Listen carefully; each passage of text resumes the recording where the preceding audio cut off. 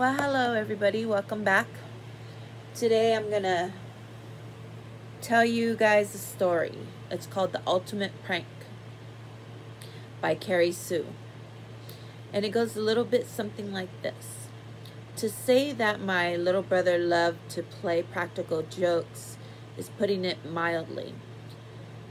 He was always looking for his next victim. He lived and breathed to come up and new jokes and pranks to pull on us, his friends.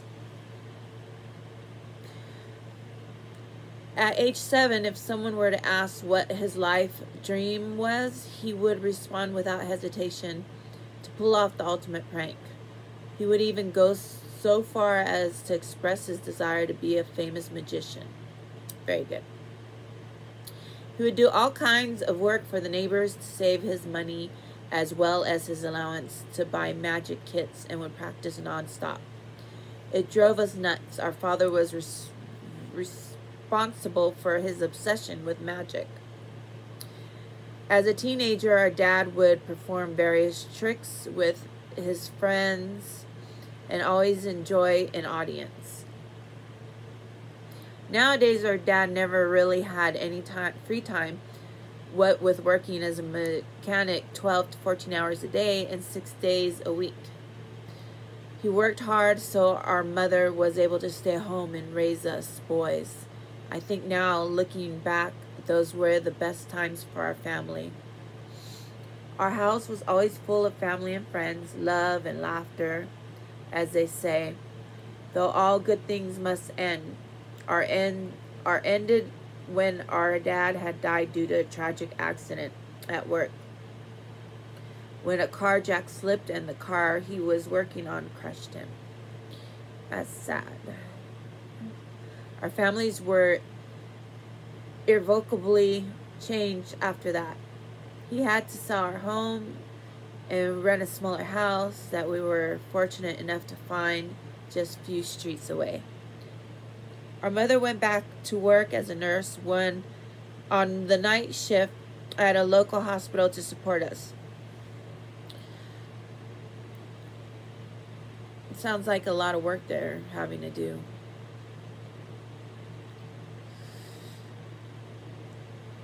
Okay, so where were we? Jamie, the youngest at age 7, Sean 10, and me, Thomas 14. I pretty much took on the responsibility of my brothers and the household as Mom took on as many extra shifts she could. When she was home, she mostly slept as a result. It seemed as though the darkness followed us to the new house. On the moving day, which was difficult enough considering our circumstances, tragedy struck again. On the day became normal enough, our goal was to get completely moved in so we would not have to pay for another day for the moving truck.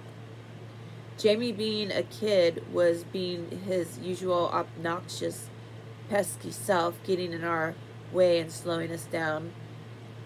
Darting around, checking out the new house, not really helping at all. As I mentioned before, we were pressed for time. The last straw was when Jamie ran in front of Sean, who then yelled at him to just go outside and play if he was not going to help us. We worked non-stop in setting up the water beds. Our dad had gotten us boys the Christmas before, and then helping our mom. The hours flew by, and before we knew it, it was 7 p.m. and we had done it. We were discussing where we could get something to eat after returning the truck, when our mom looked around and said, "Where's Jamie?" Where Jamie was. Confusion on our face, we looked at each other, realizing we had not seen Jamie since Sean had yelled and told him to go outside over 8 hours ago. We frantically tore the house apart, then combed the neighborhood, each calling out his name. No one, including his friends, had seen him since morning. The next morning, after a sleepless night, we filed a missing report with the local police. We continued to search in vain throughout the hellish day. When the street lamps began to come on as the light faded, the three of us could not walk another step. Our hearts ached in unbearable pain and sadness. Poor Sean was racked with guilt as he blamed himself. He tried reassuring him it was not his fault, but he could not accept it. We each retreated to our rooms to give our bodies rest, at least for a few hours. Wow, that sounds difficult. Can you imagine having to be looking around all hours of the night and all day and being stressed out and being nervous and everything because you lost your brother? I was just drifting off when I heard Sean swear loudly from his room that his mattress must have gotten a leak when setting it up, as his carpet was completely drenched. So much for sleep. Awake again, I managed to limp to his room, and we went about the core of draining the mattress and attempted to find the leak. The minute it took draining was continued torture for us, going over again and again what could have happened to Jamie. Let's see. Finally, enough water had drained out so we could manipulate the soaked mattress. As we both reached down, we froze, not comprehending what it was that we were seeing, what we were looking at.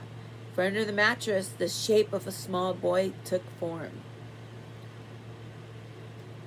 The hideous understanding that washed over us as we had found Jamie was pure revolution.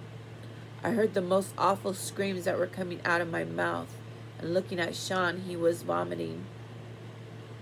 We managed to pull that hatred mattress off of him and instantly wished we didn't, for the face looking up at us will haunt me to death. His mouth was grotesquely stretched so wide in a scream that none of us heard, as he had music blasting and was working in other parts of the house as the bed filled. It says his eyes impossibly wide, staring at nothing, but at the same time pleading for help. His little hands were frozen claw-like and missing several fingernails, which explained the leak. Blood was smeared everywhere from his ragged fingertips. Bites and pieces of his bloody fingernails were all over his face with blood. We quickly put together what must have happened. Instead of going outside, Jamie came into the room and hid under the mattress, intending to spring up and scare us. But we did not immediately go back into the room. He must have fallen asleep at the time. My brother completely lost it when he realized he was laying on his dead brother before the leak was discovered. Our family was beyond saving after that. Shane committed suicide not long after that. He simply could not live with his guilt. Not long after his suicide, our mother suffered a complete mental breakdown and will spend the remainder of her days as a resident in the state mental institution. As for myself, I managed to complete high school and college. I did this to make my family proud of me, that one of us did make it. Sadly, I lost my ambition after that and now live in an apartment on the other side of town, receiving disability. I'm under the care of several psychiatrists whose answer to everything is to pump me up full of pills on a daily basis. I spend my days watching television or sitting on my balcony with my cat, gazing at the happy families. Faces filled with love and laughter, will quietly asking myself, why couldn't we had that? To this day, I cannot stand to have anything to do with magic. I do make the trip once a month across town to visit my family. Before I leave them, I always make sure to tell Jamie he's succeeded. He pulled off the ultimate prank.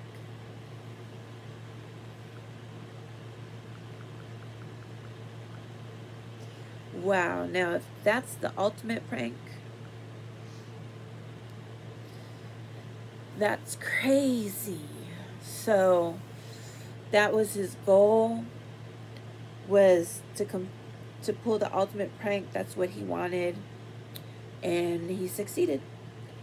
So that was a pretty good story. I enjoyed it. And I haven't read it before I read it to you guys, but I hope you have a good night and sleep tight.